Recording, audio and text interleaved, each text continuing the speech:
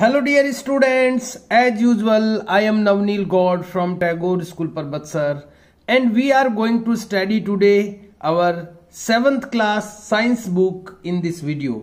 इस वीडियो में हम लोग स्टडी करने जा रहे हैं हमारी 7th क्लास की science book. Dear students, we have completed our first lesson.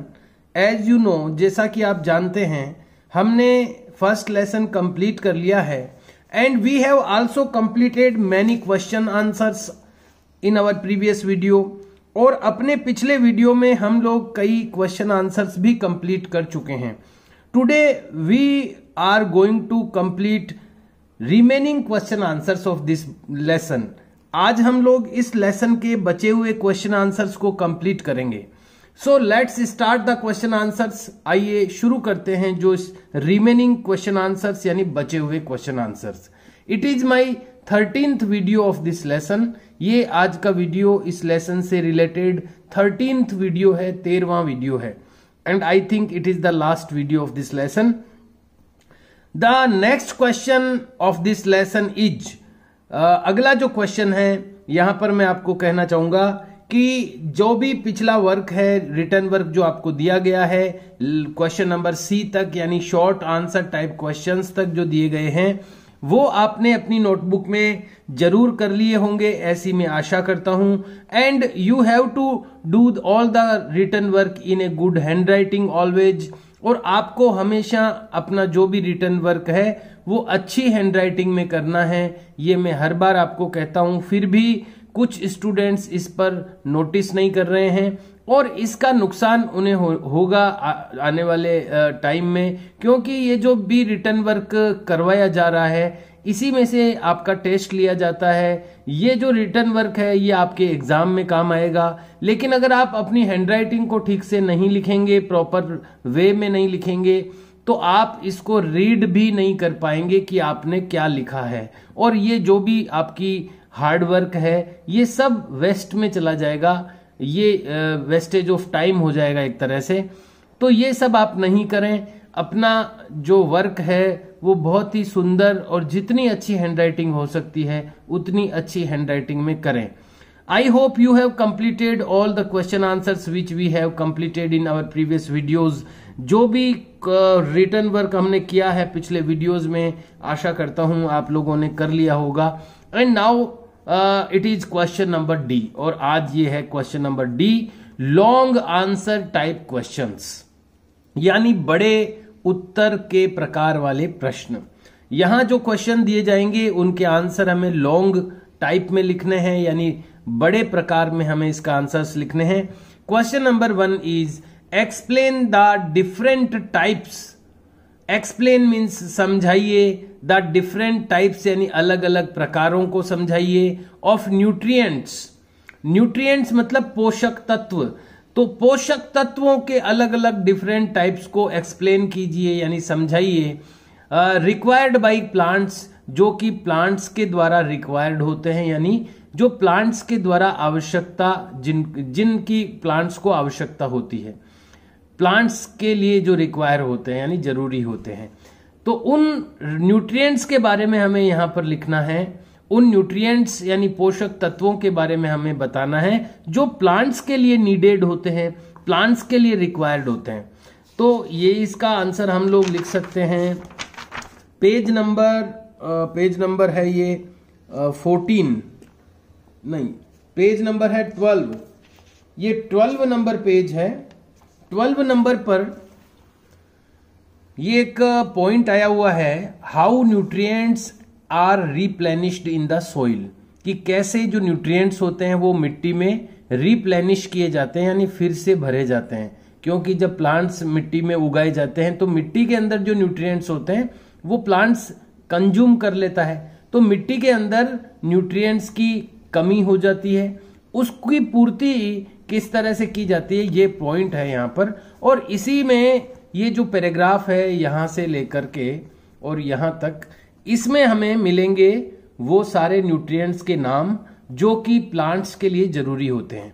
अब चूंकि ये थोड़ा सा लॉन्ग टाइप आंसर वाला क्वेश्चन है इसलिए आंसर भी हमें थोड़ा सा डिटेल में लिखना है, इसलिए हम ये पूरा पैराग्राफ इसके लिए लिखेंगे यहां से लेकर यहां तक। अदरवाइज जो नेम्स ऑफ न्यूट्रिएंट्स है वो तो 2-3 लाइनों में ही है। मेनली जो न्यूट्रिएंट्स प्लांट्स को चाहिए होते हैं वो यहाँ पर दिए हुए हैं, जिनके लिए मैंने अंडरलाइन की है। लेकिन चूंकि ये क्वेश्चन लॉन्ग आंसर वाला है, इसलिए हम लोग इसको थोड़ा डिटेल से लिखेंगे। आइए मैं एक बार रीड करके और एक बार एक्सप्लेन करके बता देता हूं कि इसमें क्या लिखा है। वैसे हम लोग लेसन के ड्यूरिंग इसको रीड कर चुके हैं, मैं आपको एक्सप्लेन भी कर चुका हूं, लेकिन फिर भी एज ए आंसर मैं आपको बताना चाहूंगा कि यहाँ पर पूछा यह गया है कि वो कौन से न्यूट्रिएंट्स हैं जो प्लांट्स को रिक्वायर्ड होते हैं, यानी प्लांट्स को जिनकी जरूरत होती है। प्लांट्स एब्जॉर्ब न्यूट्रिएंट्स, प्लांट्स अवशोषित करते हैं न्यूट्रिएंट्स को फ्रॉम द सोइल यानी मिट्टी से। देयरफॉर इसीलिए द अमाउंट ऑफ न्यूट्रिएंट्स, जो न्यूट्रिएंट्स का अमाउंट है यानी उनकी मात्रा है इन द सोइल यानी मिट्टी में, गोज ऑन डिक्रीजिंग, वो घटती जाती है। इन ए फॉरेस्ट, एक जंगल में, दीज न्यूट्रिएंट्स गेट नेचुरली, जंगल में ये जो न्यूट्रिएंट्स होते हैं वो नेचुरली प्राप्त, गेट नेचुरली रिप्लेनिश्ड, ये जो न्यूट्रिएंट्स की कमी होती है मिट्टी के अंदर वो जंगल में तो ये नेचुरली रिप्लेनिश्ड हो जाती है, यानी नेचुरली इसका पुनर्भरण हो जाता है by decaying of dead plants. जो मरे हुए पौधे होते हैं जंगल में, उनका जो डिकेइंग यानी सड़ी गली अवस्था जो उनकी होती है, उनके द्वारा ये मिट्टी में ये रिप्लेनिश नेचुरली हो जाता है। ये जो न्यूट्रिएंट्स की कमी होती है वो नेचुरली कंप्लीट रिप्लेनिश हो जाती है जंगल में तो। एंड एनिमल्स यानी जानवरों के और जो प्लांट्स हैं, एनिमल्स और प्लांट्स के जो डिकेइंग डेड और डिकेइंग मटेरियल होते हैं उनसे वो रिप्लेनिश हो जाती है। हाउएवर, हालांकि ऑन ए फार्म यानी एक खेत में, these nutrients have to be added, इन न्यूट्रिएंट्स को ऐड करना पड़ता है, यानी इन न्यूट्रिएंट्स को डालना पड़ता है टू द सोइल यानी मिट्टी में न्यूट्रिएंट्स को ऐड हमारी ओर से करना पड़ता है in the form of manure and fertilisers, खाद और उर्वरकों के रूप में हमें इन न्यूट्रिएंट्स को रिफिल करना पड़ता है, हमें इन न्यूट्रिएंट्स को रिप्लेनिश करना पड़ता है, हमें उस खेत में मैन्योर यानी खाद और फर्टिलाइजर्स डालने पड़ते हैं। इफ क्रॉप्स और plants are grown year after year, यदि क्रॉप्स जो है, जो फसल है या प्लांट्स है वो ईयर आफ्टर ईयर यानी हर साल दर साल उगाए जाते हैं, the soil will become poorer, तो मिट्टी जो है वो और कमजोर हो जाती है इन सच न्यूट्रिएंट्स, इन न्यूट्रिएंट्स के अंदर, यानी इन न्यूट्रिएंट्स के अंदर वो और कमजोर हो जाती है अगर हर साल खेत में फसल बोई जाती है।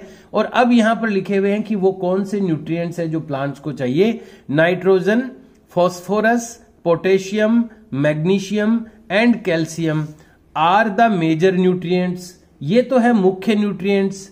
इन एडिशन टू दीज, इनके साथ ही प्लांट्स आल्सो नीड, प्लांट्स को जरूरत होती है iron, copper, manganese and zinc etcetera आदि। तो ये सारे नाम हैं जो न्यूट्रिएंट्स चाहिए होते हैं प्लांट्स को।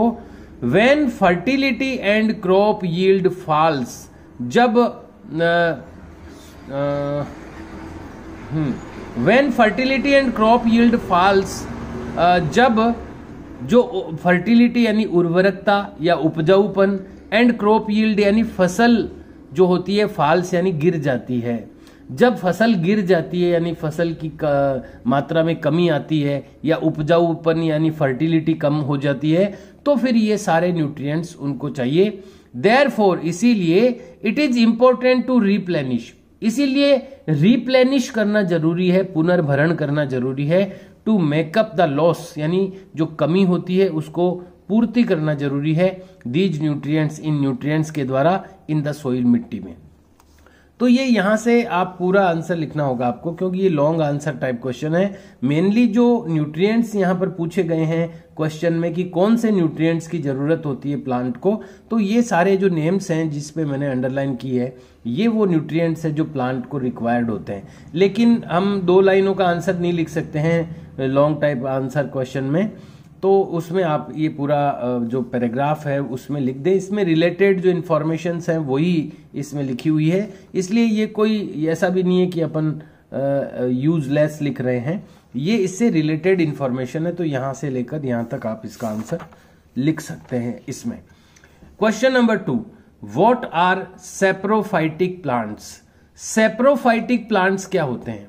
हिंदी में इनको मृत जीवी कहते हैं, जो मरे हुई चीजों से, जो डेड एंड डिकेइंग मैटर से, मटेरियल से अपना फूड ऑब्टेन करते हैं, जो मरी हुई और सड़ी गली चीजों से अपना भोजन प्राप्त करते हैं, वो सैप्रोफाइट्स होते हैं। हमने पढ़ा है लेसन में।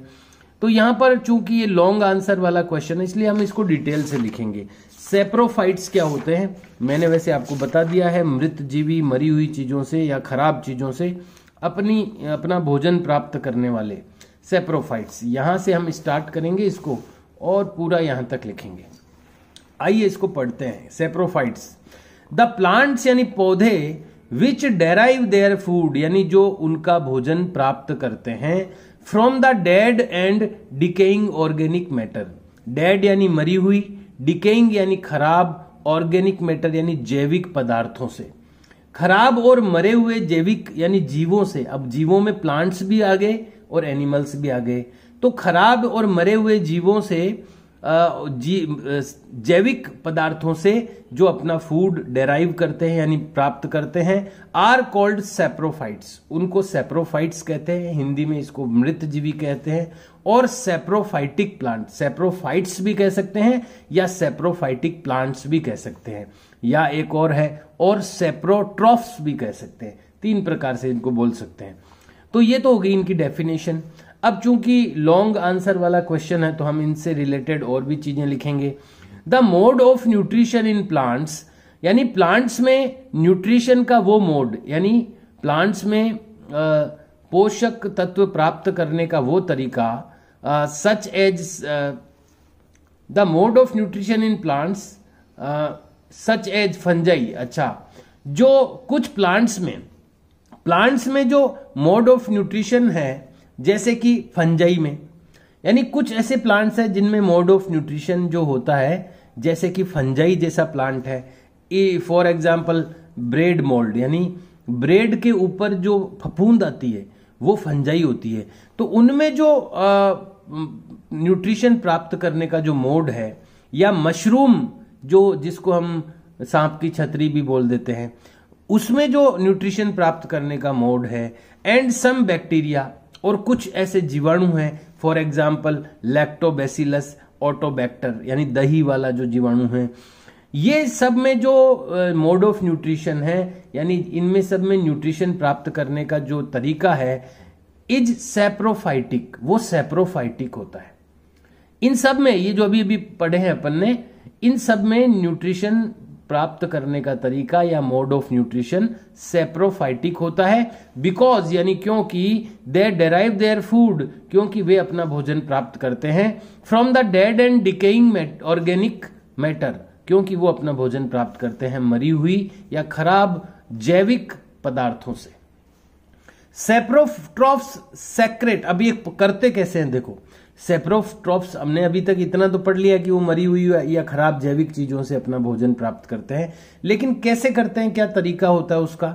सैप्रोट्रॉफ्स सेक्रेट डाइजेस्टिव जूसेज, जो सैप्रोट्रॉफ्स होते हैं, जो मृत जीवी होते हैं, सेक्रेट यानी स्रावित करते हैं या निकालते हैं, डाइजेस्टिव जूसेज यानी पाचक रस। जो सैप्रोट्रॉफ्स होते हैं, जो मृत जीवी होते हैं, वो एक प्रकार का जूस निकालते हैं, पाचक रस जो पचा देता है किसी चीज को, ऐसा जूस निकालते हैं।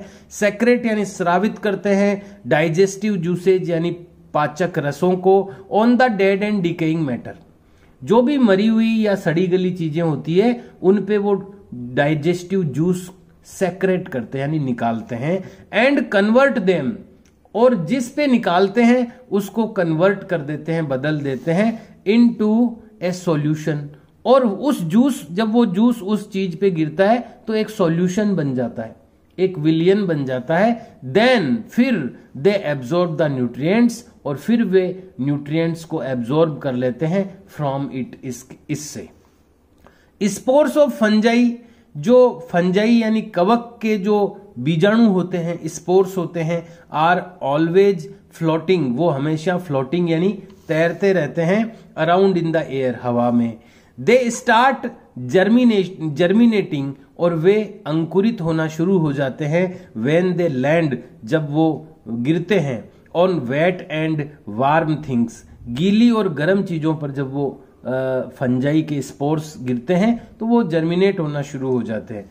तो ये तो मुझे ना इररिलेवेंट लग रहा है, तो आप यहां तक इसको लिख सकते हैं, देन यस यहां तक इट।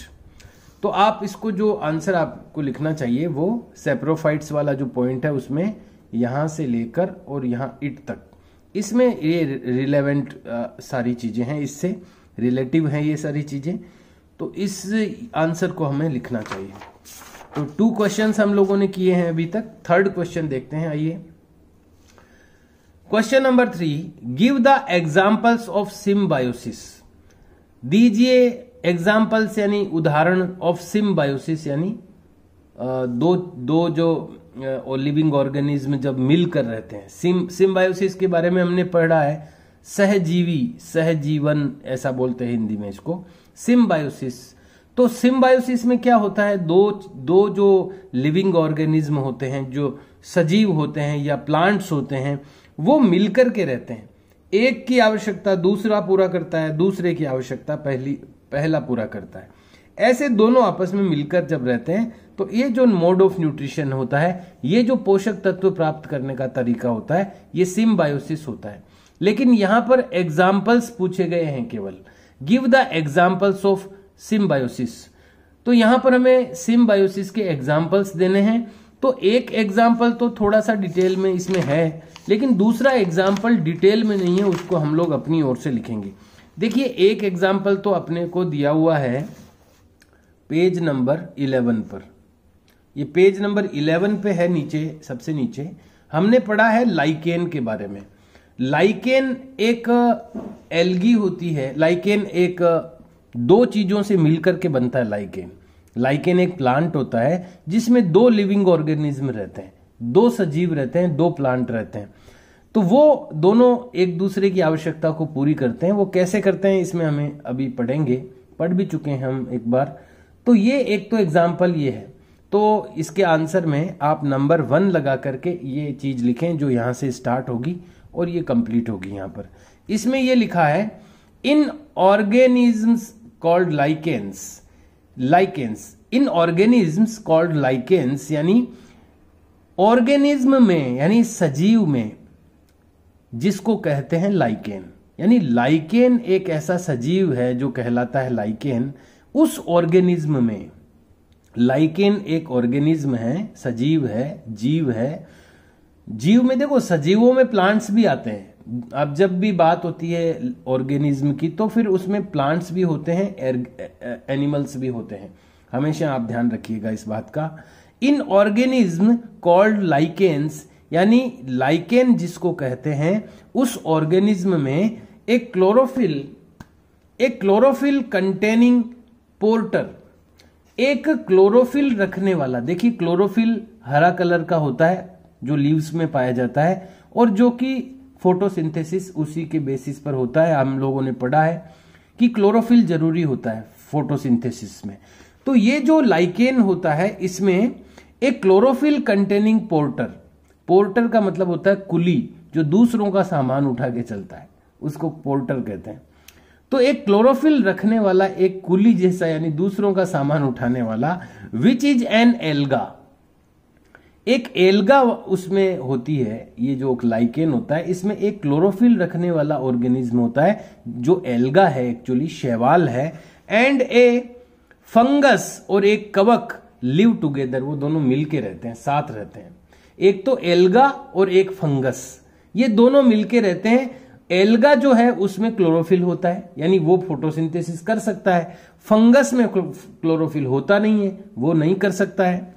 द फंगस प्रोवाइड्स, अब फंगस भाई जिसमें क्लोरोफिल है वो तो भोजन बना के दे देगा सामने वाले को, क्योंकि फोटोसिंथेसिस कर सकता है। तो सामने वाला उसको क्या दे रहा है, फंगस के पास तो ये है नहीं, फोटो क्लोरोफिल। तो फंगस उसको क्या दे रहा है? The fungus provides shelter, water and minerals. Fungus उसको देता है, प्रोवाइड करवाता है शेल्टर यानी आवास, रहने की जगह, वाटर यानी पानी, एंड मिनरल्स यानी खनिज। ये चीजें फंगस उस एल्गा को देता है। और वो एल्गा क्या करता है? एल्गा में होता है एल्गा में होता है क्लोरोफिल, तो वो भोजन बनाता है टू एल्गा, यानी ये सारी चीजें एल्गा को देता है fungus.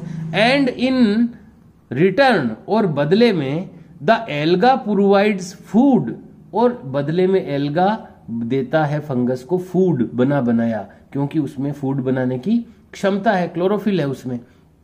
Which is prepares by photosynthesis, जो कि फोटोसिंथेसिस से बनता है। सच ए म्यूचुअली बेनिफिशियल रिलेशनशिप, इस तरह की जो आपस की फायदेमंद रिलेशनशिप होती है, जो संबंध होता है इस तरह का, इज कॉल्ड सिम्बायोसिस, वो सिम्बायोसिस कहलाता है। तो एक एग्जाम्पल सिम्बायोसिस का तो ये हो गया यहां पर। तो एक एग्जाम्पल तो सिम्बायोसिस का ये हो गया।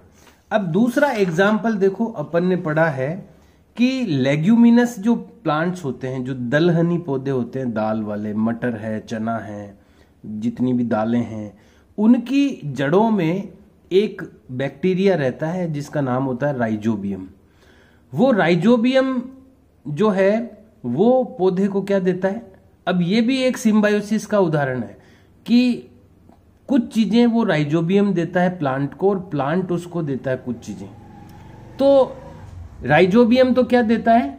राइजोबियम का ये काम देखो, पौधे को नाइट्रोजन की जरूरत होती है, लेकिन एयर के अंदर जो नाइट्रोजन होती है वो प्लांट ना एब्जॉर्ब नहीं कर सकता डायरेक्ट।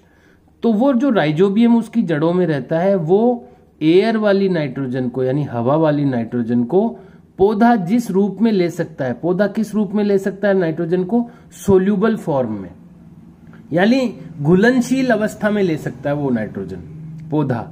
तो ये जो राइजोबियम होता है वो एयर वाली नाइट्रोजन को सोल्यूबल फॉर्म में कन्वर्ट करके पौधे को अवेलेबल करा देता है।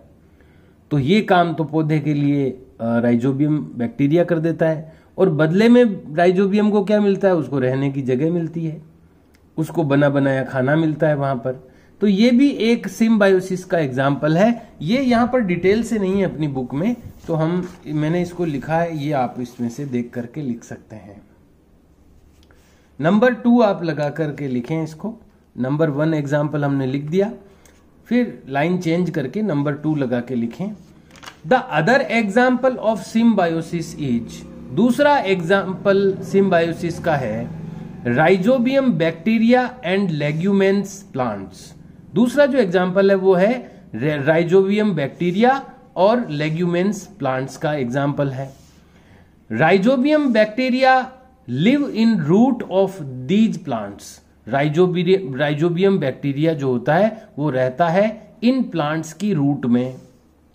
इट गिव्स, ये देता है, ये जो राइजोबियम बैक्टीरिया है जिसकी बात अभी चल रही है, इट गिव्स यानी ये देता है अवेलेबिलिटी ऑफ सोल्यूबल नाइट्रोजन, घुलनशील नाइट्रोजन की उपलब्धता ये प्रदान करता है टू प्लांट्स यानी पौधों को। ये इसका काम तो ये है राइजोबियम बैक्टीरिया का। एंड प्लांट्स गिव देम, और प्लांट्स उनको देते हैं प्रिपेयर्ड फूड, बना बनाया भोजन, एंड शेल्टर यानी रहने की जगह या आवास। तो ये 2 हमने एग्जाम्पल लिख दिए हैं इसके सिम्बायोसिस के। 1 एग्जाम्पल तो बुक में ही है डिटेल से, वो आपको मैंने बता दिया है, और सेकंड एग्जाम्पल मैंने आपके लिए अवेलेबल करवा दिया है। After these long answer type questions, ये जो 3 अपने लॉन्ग आंसर टाइप क्वेश्चंस थे, इनके बाद में the next question is question number E, fill in the blanks, खाली स्थान भरिए, from the list of words, जो वर्ड्स की लिस्ट यहां पर दी गई है गिवन बिलो यानी नीचे दी गई है। तो कौन कौन से वर्ड्स दिए गए हैं देखते हैं। हेटेरोट्रॉप्स, हेटेरोट्रॉप्स कौन होते हैं? जो दूसरे भोजन के लिए दूसरों पर निर्भर होते हैं, परपोषी। ऑटोट्रॉप्स, जो अपना भोजन स्वयं बनाते हैं, जो ग्रीन प्लांट्स होते हैं। और सेपेरोट्रॉप्स, सेप्रोट्रॉप्स अभी अभी अपन ने पढ़ा है उसके बारे में, जो मरी हुई या खराब चीजों से अपना भोजन प्राप्त करते हैं। और पैरासाइट जो होते हैं परजीवी, यानी दूसरों से बना बनाया भोजन किसी दूसरे पे ही रहते हैं और उससे अपना भोजन बना बनाया ले लेते हैं। तो आइए इसमें फिल करते हैं हम। ये आपको बॉक्स लिखने की जरूरत नहीं है, आपको डायरेक्ट यहाँ से जो सेंटेंस है वो स्टार्ट करना है, जो भी फिलिंग करते हैं हम उसके नीचे अंडरलाइन करनी है। प्लांट्स यानी पौधे विच डेराइव देयर फूड, जो अपना भोजन प्राप्त करते हैं from the dead and decaying organic matter, जो मरी हुई और खराब ऑर्गेनिक मैटर यानी जैविक पदार्थों से अपना भोजन प्राप्त करते हैं, आर कॉल्ड, उनको कहते हैं। तो हमने पढ़ा है सैप्रोट्रॉफ्स उनको कहा जाता है, सैप्रोट्रॉफ्स। सैप्रोफाइट्स भी कह सकते हैं आप, ट्रॉफ्स भी कह सकते हैं, एक ही बात है, लेकिन यहां पर जो लिखा है वो आप लिख दें, कोई दिक्कत नहीं है। सैप्रोफाइट्स आप लिख दें, सैप्रोट्रॉफ्स भी कहते हैं, लेकिन सैप्रोफाइट दोनों चीजें, अपन ने 3 नाम पढ़े हैं इसके। सैप्रोफाइटिक प्लांट्स भी कह सकते हैं। तो ये यहां पर जो ऑप्शन मिला है वही आप लिखें, सैप्रोफाइट्स। तो आप इसको सैप्रोफाइट्स लिख दें ट्रॉफ्स की जगह। सेकंड जो है, नो ग्रीन प्लांट आर, कोई ग्रीन प्लांट होता है, नो यानी कोई नहीं, ग्रीन प्लांट्स आर नो यानी हरे पौधे नहीं होते हैं, हरे पौधे या कोई हरा पौधा है, कोई हरा पौधा नहीं है, इसका मतलब है नो ग्रीन प्लांट्स आर, कोई हरा पौधा नहीं है। तो कोई भी हरा पौधा क्या नहीं है, कोई भी हरा पौधा हेटेरोट्रोफिक नहीं होता, यानी परपोषी नहीं होता। जो भी हरे पौधे होते हैं वो ऑटोट्रोफिक होते हैं, वो अपना भोजन स्वयं बनाते हैं। नो ग्रीन प्लांट्स आर यानी कोई भी ग्रीन प्लांट नहीं होता, क्या नहीं होता, हेटेरोट्रोफिक, हेटेरोट्रोफिक नहीं होता, कोई भी ग्रीन प्लांट हेटेरोट्रोफिक नहीं होता। Number 3, green plants are, green plants होते हैं, यहां तो नहीं होते हैं वो आ गया था, क्या नहीं होते, हेटेरोट्रोफिक नहीं होते। और ग्रीन प्लांट्स होते क्या हैं, ऑटोट्रॉफ्स होते हैं, तो वो अपना भोजन स्वयं बनाते हैं, तो ऑटोट्रॉफ्स होते हैं। क्वेश्चन सेंटेंस नंबर 4, प्लांट्स यानी पौधे विच डेराइव देयर फूड, जो अपना भोजन प्राप्त करते हैं फ्रॉम द बॉडीज, शरीरों से, of the host plant. Host किसको कहते हैं, जिस पर कोई जाके रहता है उसको होस्ट प्लांट कहते हैं।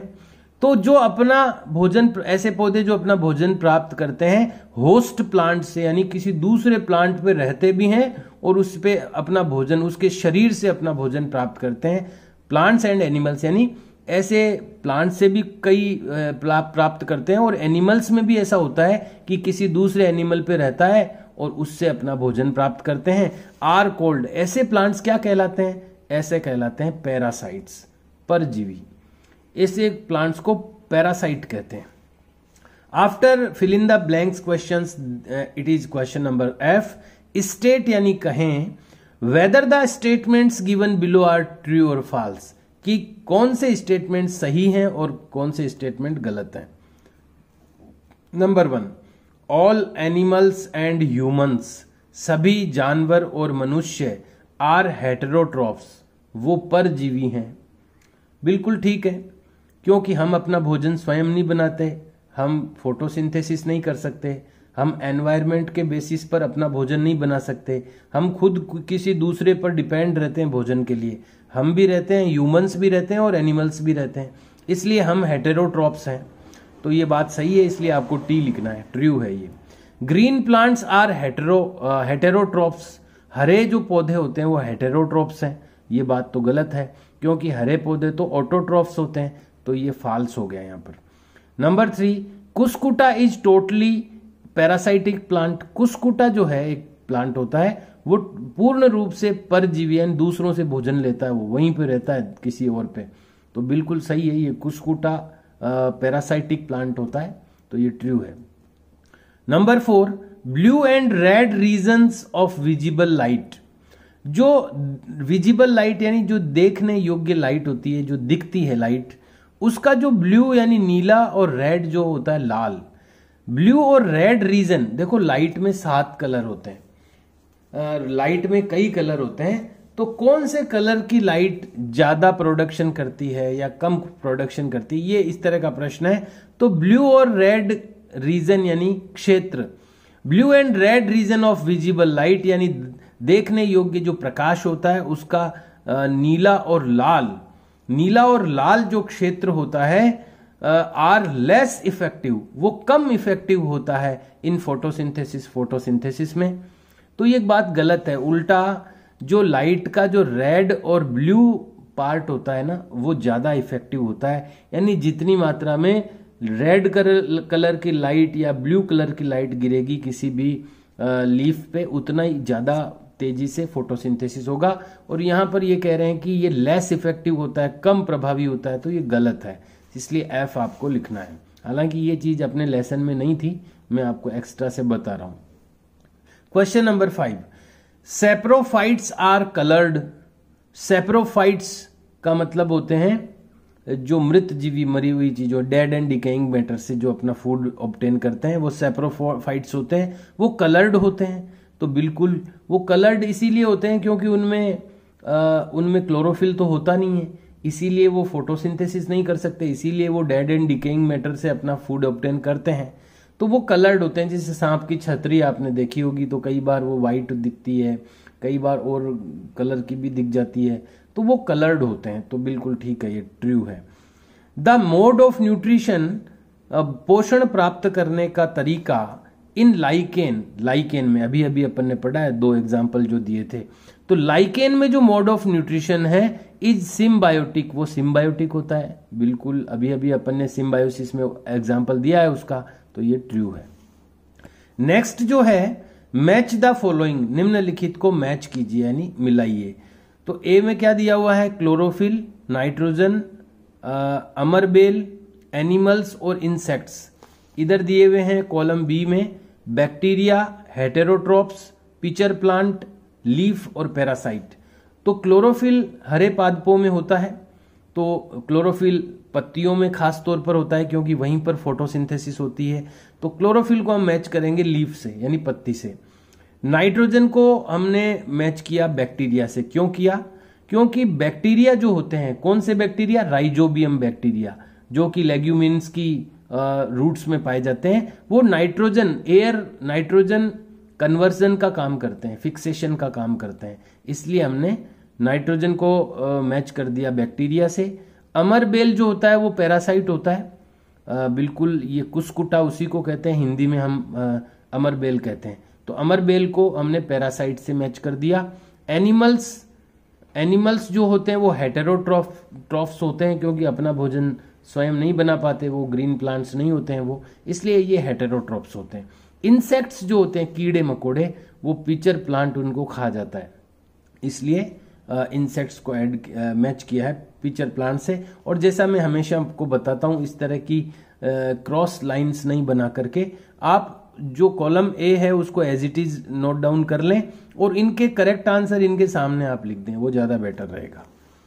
Question number H, who am I, कौन हूं मैं। यहां पर एक सेंटेंस दिया जाएगा, आपको बताना है कि ये कौन है। नंबर 1 में दिया हुआ है, I am a mode of nutrition, मैं एक पोषण प्राप्त करने का तरीका हूं। वेयर यानी जहां पर, 2 डिफरेंट ऑर्गेनिजम्स यानी 2 अलग अलग जीव, वर्क टुगेदर साथ में काम करते हैं, फॉर देयर म्यूचुअल ग्रोथ, अपनी आपसी वृद्धि के लिए। तो हमने पढ़ा है कि जब 2 लिविंग ऑर्गेनिज्म मिल करके रहते हैं, एक दूसरे की सहायता करते हैं, तो वो कौन सा मोड ऑफ न्यूट्रिशन होता है, तो वो होता है सिम्बायोसिस। तो ये सिम्बायोसिस आपको डैश लगा के लिखना है। नेक्स्ट पेज पर है और सेकंड इसमें है, आई एम ए ऑर्गेनिज्म, मैं एक ऑर्गेनिज्म हूं यानी कि सजीव तंत्र हूं, that live on dead plants, जो कि मरे हुए प्लांट्स एंड एनिमल्स पर रहता हूं, एंड डेराइव माई फूड, और मेरे भोजन को प्राप्त करता हूं फ्रॉम देम, उनसे। तो ये कौन है, ये सेप्रोफाइट्स होते हैं, मृत जीवी होते हैं सेप्रोफाइट्स। इसमें डैश लगा के आपको लिखना है। Dear students, the question answers are completed. Now the next question is question number I, life skills यानी जीवन कौशल एंड एप्लीकेशन बेस्ड क्वेश्चंस, और अनुप्रयोगों के आधार पर कुछ क्वेश्चन हैं ये।